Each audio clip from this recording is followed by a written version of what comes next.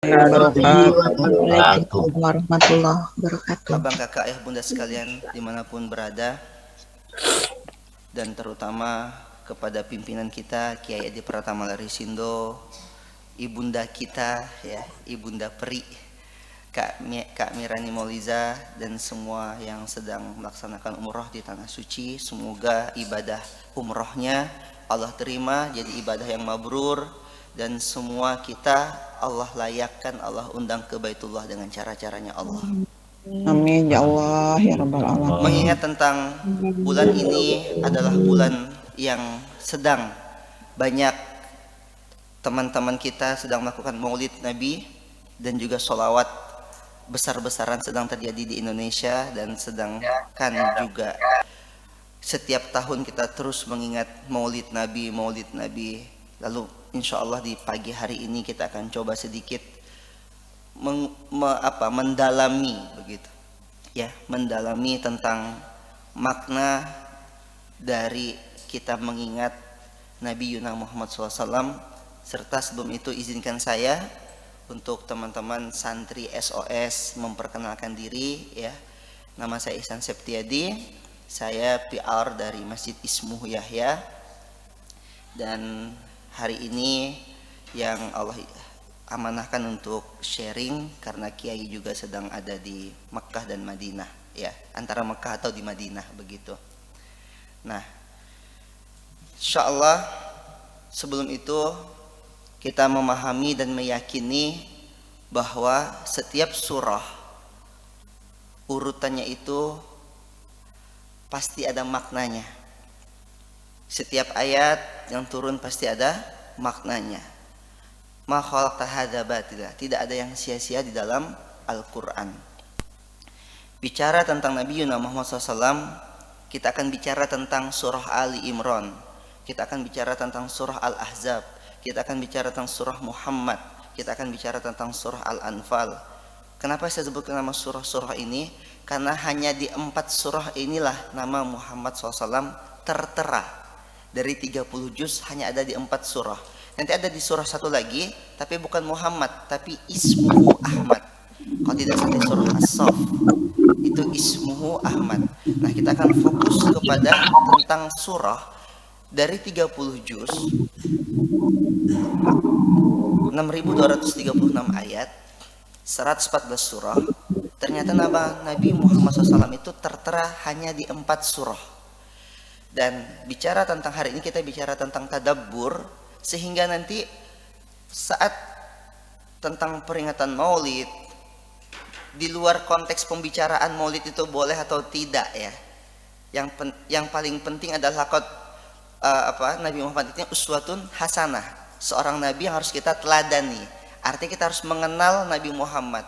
Nah, dalam perspektif tadabbur Al-Quran, kita akan mengenal Nabi Muhammad SAW itu dari nama-nama surah yang nama beliau hadir di dalamnya. Dan setiap surah itu sekali lagi urutannya saya ingin sampaikan kepada abang, kakak, ayah, bunda sekalian, itu sangat bermakna. Misal, kenapa surah pertama itu surah Al-Fatihah? Itu sampai nanti 114 surah itu ada tadabburnya.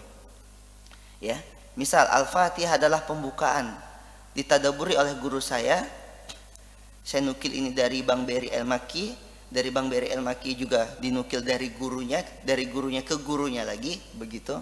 Dan juga para sebagian ulama-ulama yang mentadaburi ini mengatakan bahwa Al-Fatihah adalah hari di mana kita dilahirkan. Awalan, permulaan. Al-Baqarah adalah hari di mana kita mulai menyusui, surah kedua, berarti 2 tahun dalam penyusuan. Nah, begitu ya. Ini contoh bahwa setiap nama surah itu tidak ada yang sia-sia, ada tadabburnya. Termasuk nanti kenapa Al-Fatihah, kenapa diakhiri dengan An-Nas. Di awal dengan permulaan Al-Fatihah, An-Nas adalah penutupan surah ke-114. Kata guru saya, yang namanya manusia itu dikatakan manusia kalau dia berjalan di atas jalan 114 surah. Dan Al-Quran itu tugas utamanya adalah memanusiakan, bukan tugas utama. Goals dari Al-Quran adalah, diturunkannya Al-Quran adalah yaitu menjadikan manusia itu sebagai manusia. Nah, contohnya seperti itu. Ini sebagai prolog pembukaan.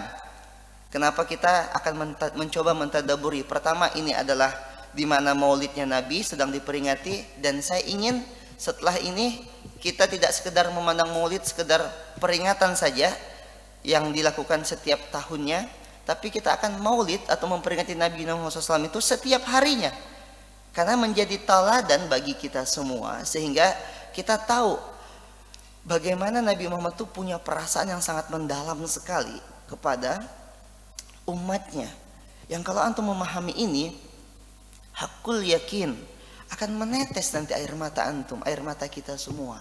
Betapa dalamnya cinta Nabi Muhammad SAW kepada kita semua, abang kakak ibu bunda sekalian. Nah, ini akan coba kita gali dari makna tadabbur di mana Nabi Muhammad itu tertera namanya di 4 surah. Ya, bisa dipahami ya. Ini saya sedang mencoba untuk pelan-pelan gitu ya. Pertama, Nabi Muhammad SAW itu tertera namanya di surah ketiga ayat ke-144. Surah ketiga itu surah apa? Ali Imran. Nah, siapa itu Nabi Muhammad SAW? Dalam tadabbur ini tadabbur sekali lagi bukan tafsir ya, yaitu surah ketiga, surah Ali Imran. Bahwa Nabi Muhammad itu tertera namanya di surah Ali Imran. Ali Imran sendiri adalah satu surah yang berarti keluarga Imran. Guru saya menyebutkan ini bisa diambil maknanya, karena kalau Quran kita tadabburi dari semua macam arah ini banyak banget.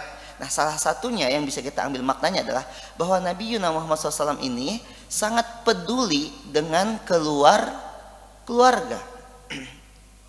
Sampai nanti di sini akan ada satu rumus di mana kita meraih kemenangan begitu. Ya, kata kunci pertamanya adalah sangat peduli dengan keluarga. Ini saya agak cepat sedikit ya. Tadi prolognya adalah bahwa semua nama surah itu ada tadabburnya. Yang kedua adalah kita akan mengambil angle kepedulian, bahwa Nabi Muhammad SAW itu sangat peduli. Yang pertama adalah urutan pertama dalam kepedulian, pedulilah sama keluarga. Ya, pedulilah sama keluarga sampai-sampai Allah SWT berfirman di surah ke-66 ayat ke-6, apa bunyinya? Ini menjadi ayatnya sidak ya, visi misinya gitu ya, tujuannya gitu ya, goalsnya apa itu? Ku anfusakum wa ahlikum nar. Jaga dirimu dan jaga keluargamu dari api neraka. Jaga dirimu dan jaga keluargamu dari api neraka. Peduli dengan keluarganya, peduli apa yang dibawa ke rumah, makanan halal atau makanan syubhat atau bahkan yang haram, peduli apa kalau lagi makan di luar ada kuas yang ternyata dari bulu babi. Berkali-kali juga KN sudah ingatkan ini tentang kuas halal atau kuas tidak halal ya. Peduli ketika kita ngajak makan apakah ada halal MUI-nya atau tidak. Nah, ini bentuk kepedulian terhadap keluarga. Suatu ketika saya bertemu dengan Opa Is. Opa Is ini ayah dari Kiai Adi Pratama Larisindo almarhum, semoga Allah terima segala amalnya dan Allah ampuni semua dosa-dosanya, yang hari ini dimakamkan di Masjid Ismu Yahya, di pinggir Masjid Ismu Yahya. Saya tanya, Opa, saya bilang, ya, kenapa Opa Allah izinkan punya anak-anak yang soleh? Ada Kiai EN, ada Bang Oki, ada Bang Ozi, dan anak-anaknya Opa ini bagi saya sukses semuanya gitu.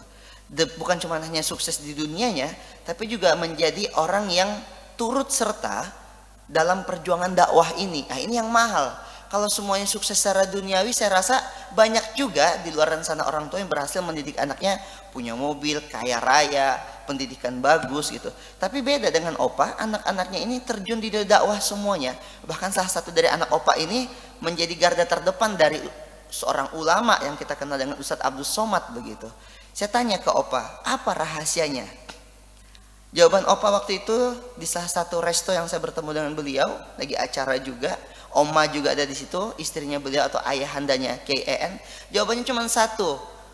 Kata beliau, Ihsan, Opa itu kerja di satu tempat, yang itu tuh kalau bahasa lainnya lahan basah.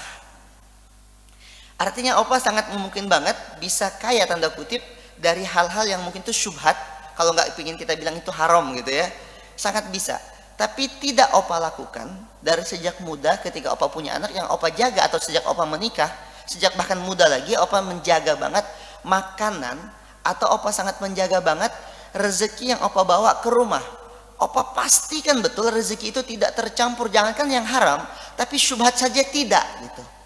Nah itu yang ternyata mendatangkan keberkahan, sehingga anak-anaknya opa Allah izinkan hari ini, Allah izinkan untuk membersamai dakwah. Nah itu yang mahal gitu. Bagi saya pesan itu adalah pesan mungkin salam perpisahan dari opa, karena tidak lama setelah itu opa Is meninggal dunia, meninggalkan kita semua, walaupun beliau tidak meninggal sejujurnya ya. Orang soleh itu kalau meninggal sebenarnya bal ahya, mereka hidup, kita saja yang nggak tahu gitu.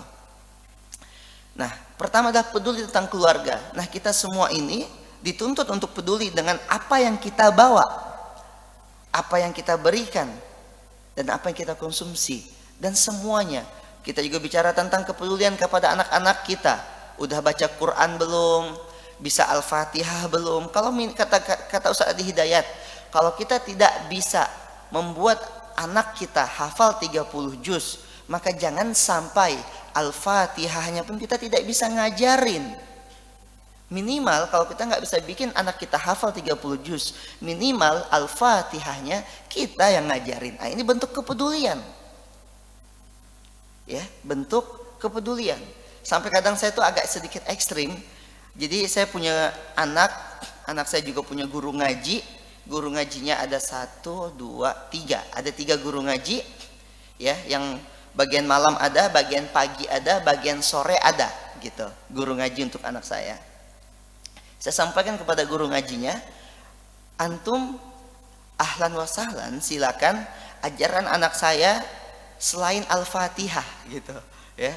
Yang mau ngajarin juz 30, mau ngajarin alif bata dan lain silakan, tapi cuma satu saja pesan saya, jangan pernah ajaran anak-anak saya Al-Fatihah. Kenapa? Saya bilang karena Al-Fatihah itu milik saya, milik ayahnya. Nah begitu kawan-kawan, karena minimal dengan Al-Fatihah akan dibaca oleh anak kita minimal 17 kali dalam sehari dalam sholatnya.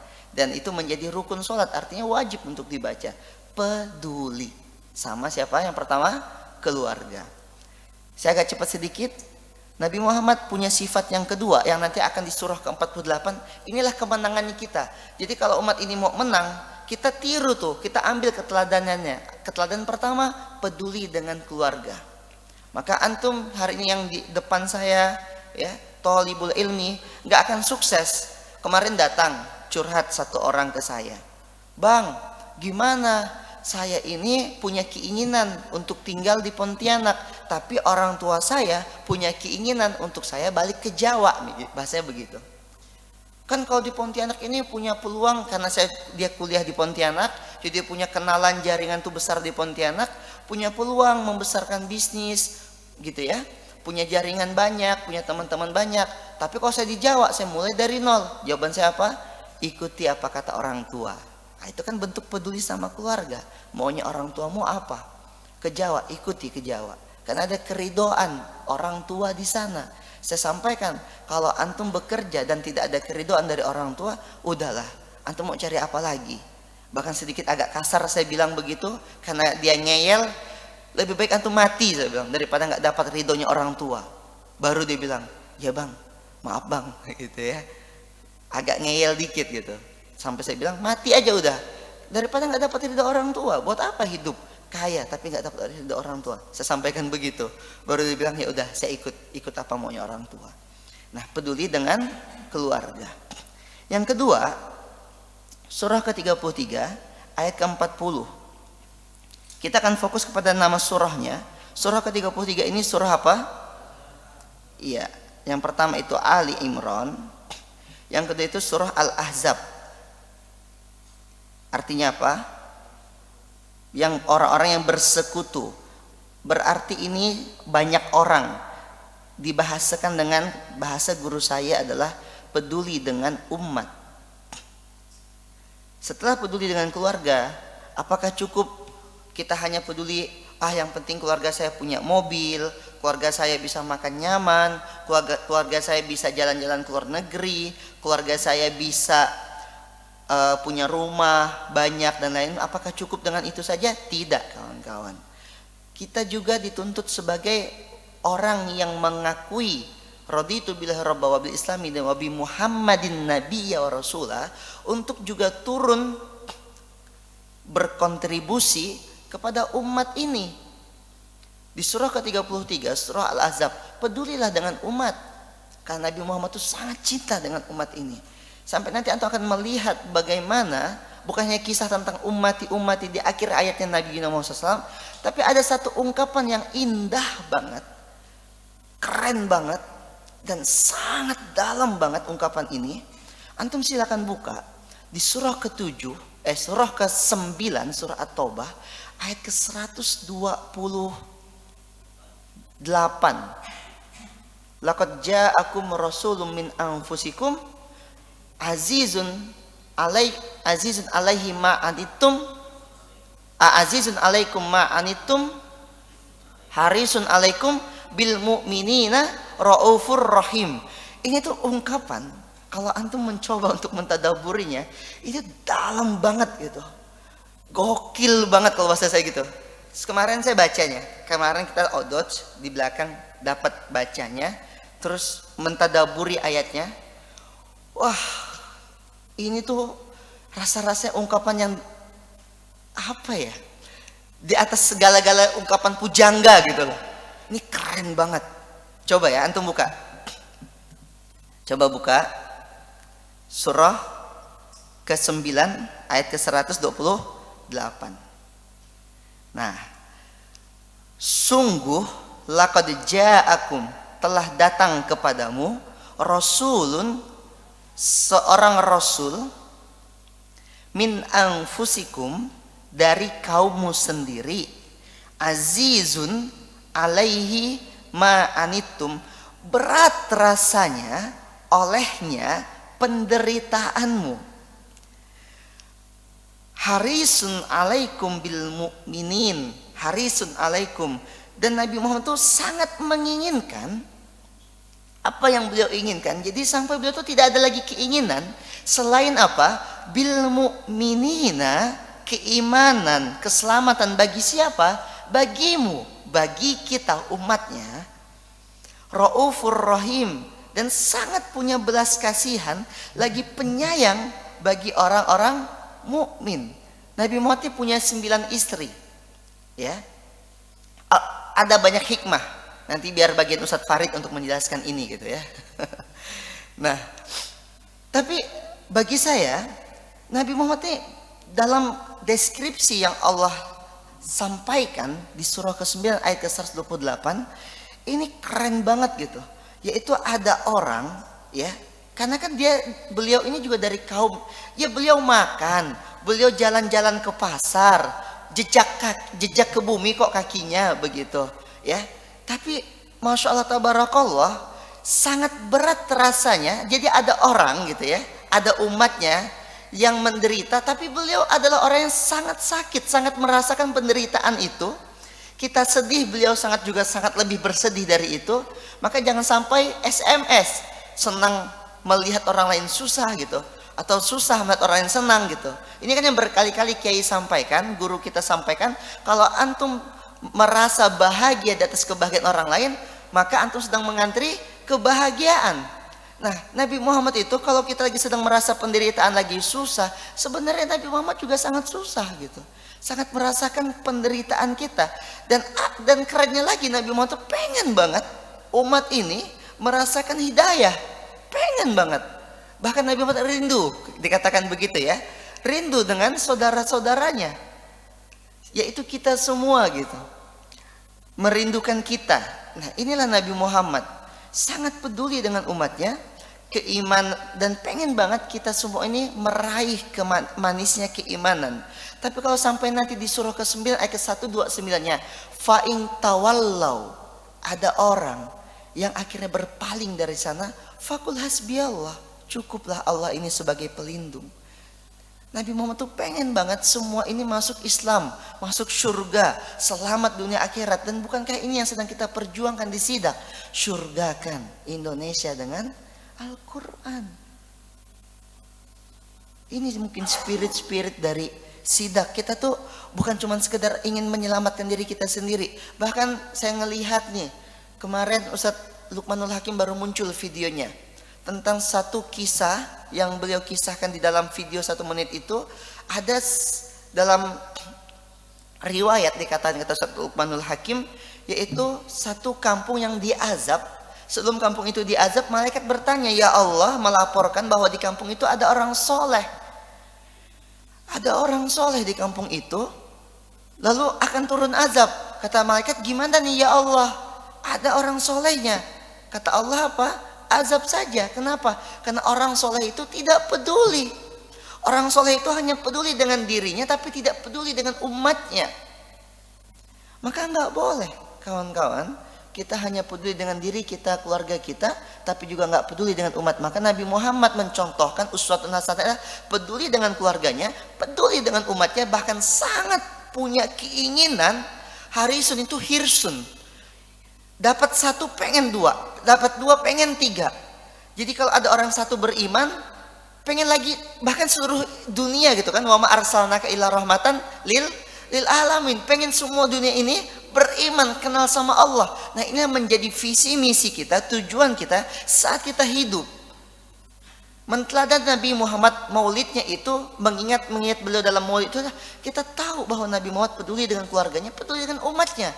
Lalu bagaimana cara kita agar peduli dengan keluarga kita, memberi kepedulian dengan umat kita? Maka nanti ada di surah ke-47 ayat kedua, Nabi Muhammad sangat peduli dengan dirinya. Sebelum kita memberikan segala sesuatu kepada keluarga kita, memberikan segala sesuatu kepada umat kita, maka berikan dulu segala sesuatu kepada diri kita, isi dengan ilmu. Maka Ustadz Farid ngajak kepada para santri berkali-kali sharing, resume dan lain-lain. Begitupun kayak di pertama Larisindo KIN bilang resume, share kebaikan, jadi buzzer kebaikan. Bagaimana kita bisa jadi buzzer kebaikan kalau kita nggak punya isi?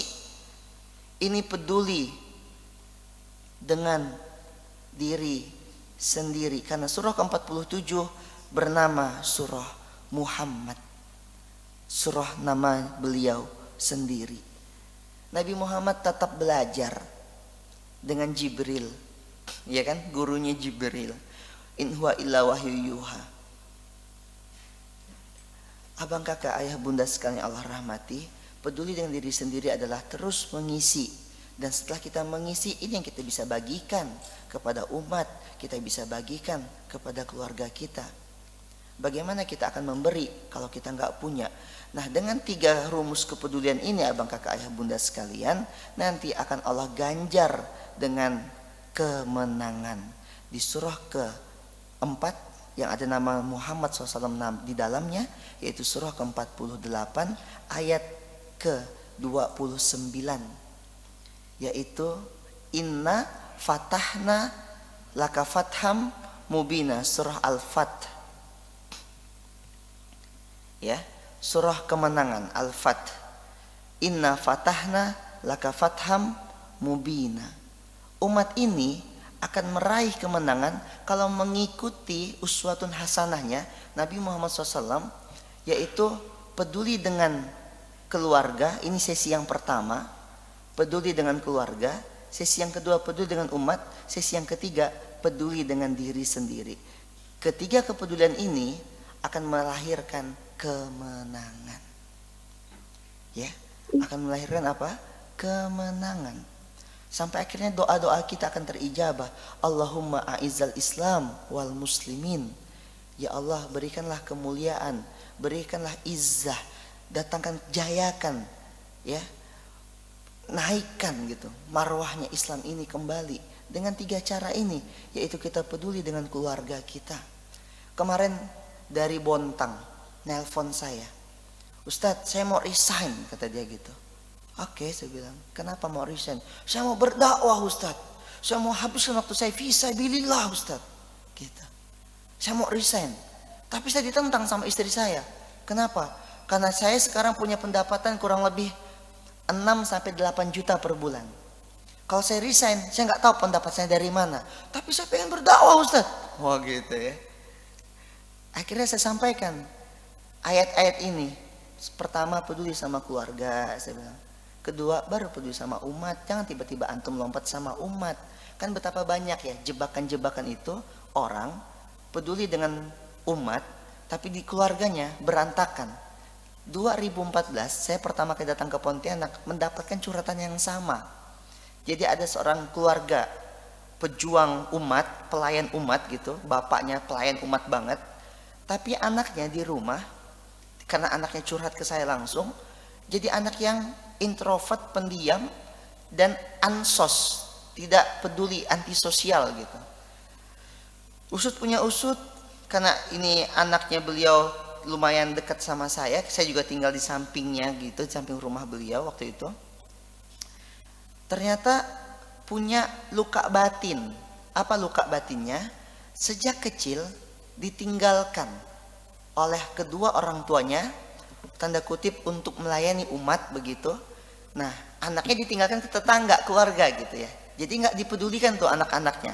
Nah, ini juga konteksnya salah gitu. Maka pastikan para pelayan-pelayan umat ini sebelum dia keluar rumah, yang di rumah sudah terlayani. Karena ini VVIP. Saya percaya seorang laki-laki yang hebat di luar itu pasti karena ada support dari orang dalam rumahnya. Baik itu ibunya, bapaknya, istrinya. Begitupun sebaliknya, seorang istri yang hebat itu juga pasti punya dari balik layar ridho dari suaminya. Nah, yang paling penting adalah ridho dari pihak keluarga dulu bagi saya.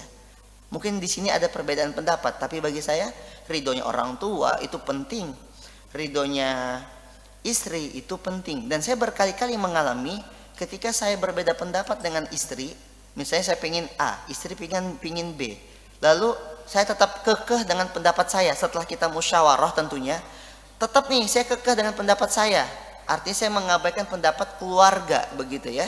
Saya tanya ke ibu, kadang juga ibu beda pendapat, tapi saya kekeh sama pendapat saya.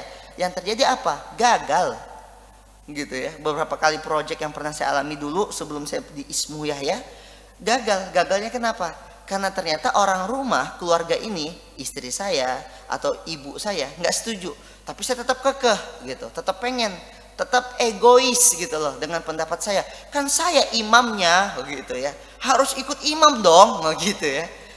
Tetap kekeh, mengabaikan pendapat keluarga, babak belur juga habis itu.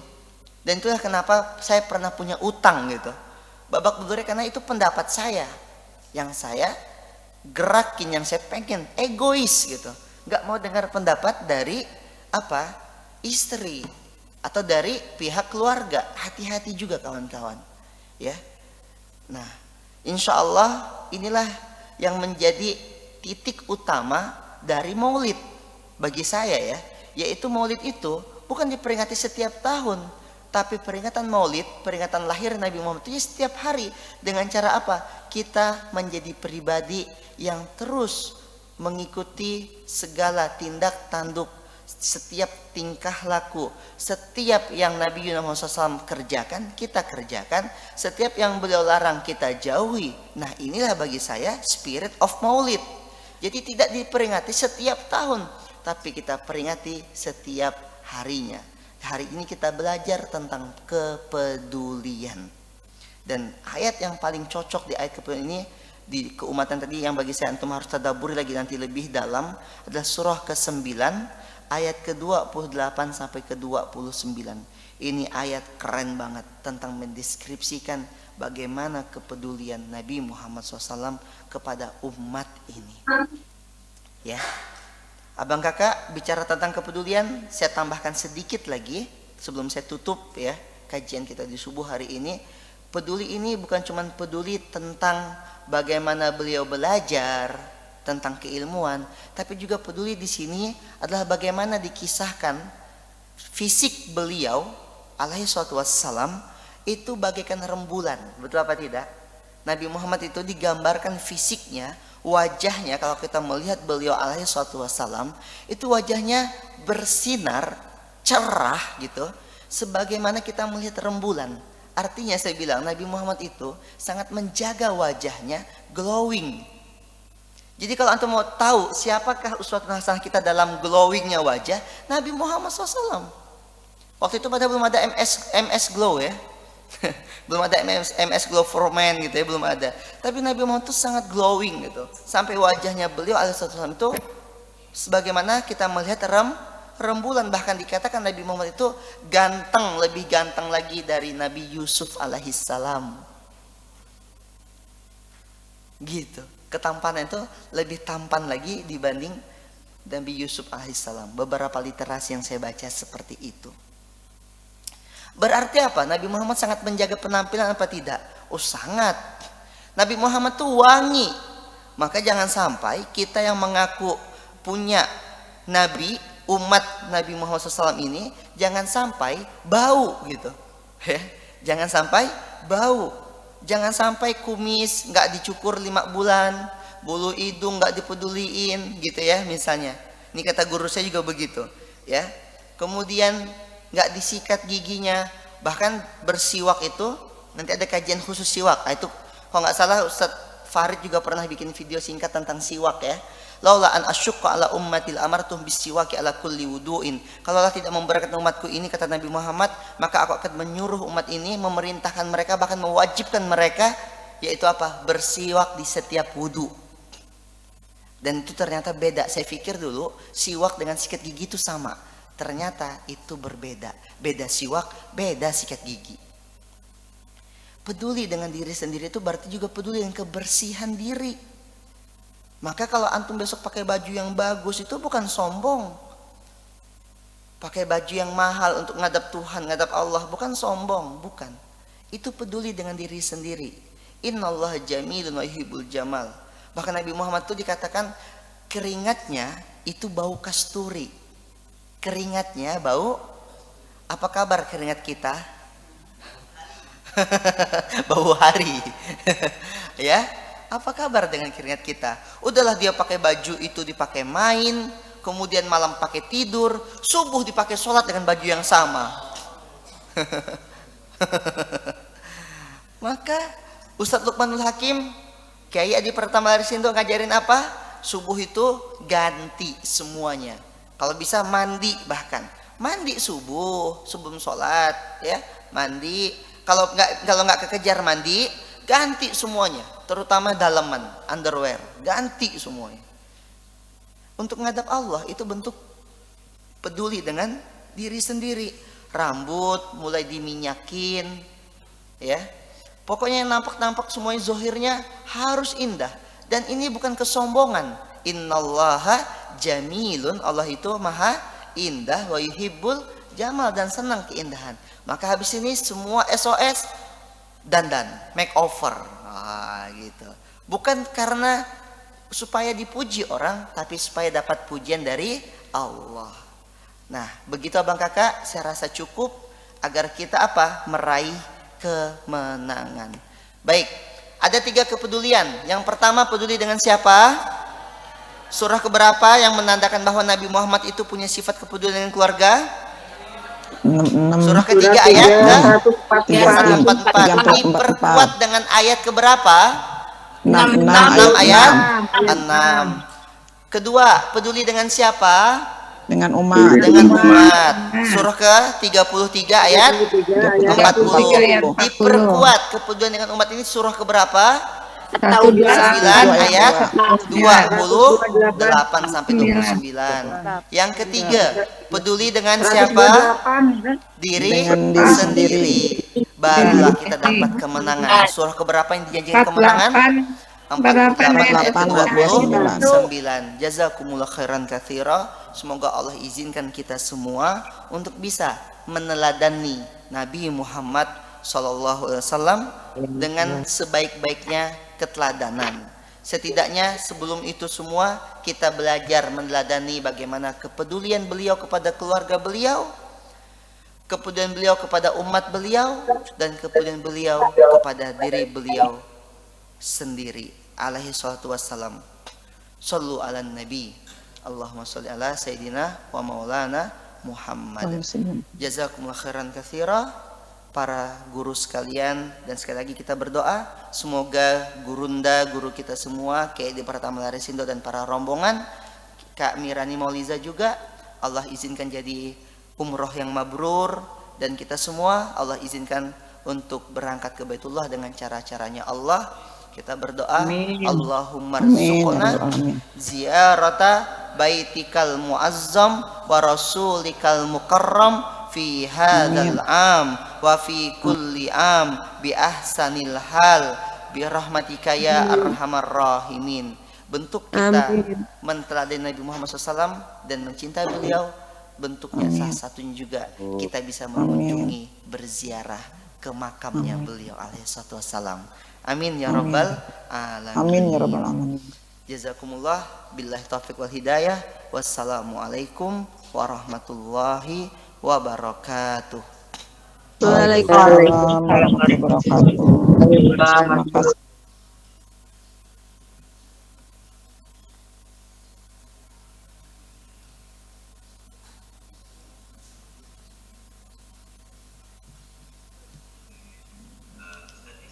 Jadi semoga ilmu yang disampaikan oleh beliau itu bermanfaat bagi kita semua, dan saya coba untuk meringkas pembahasan yang disampaikan.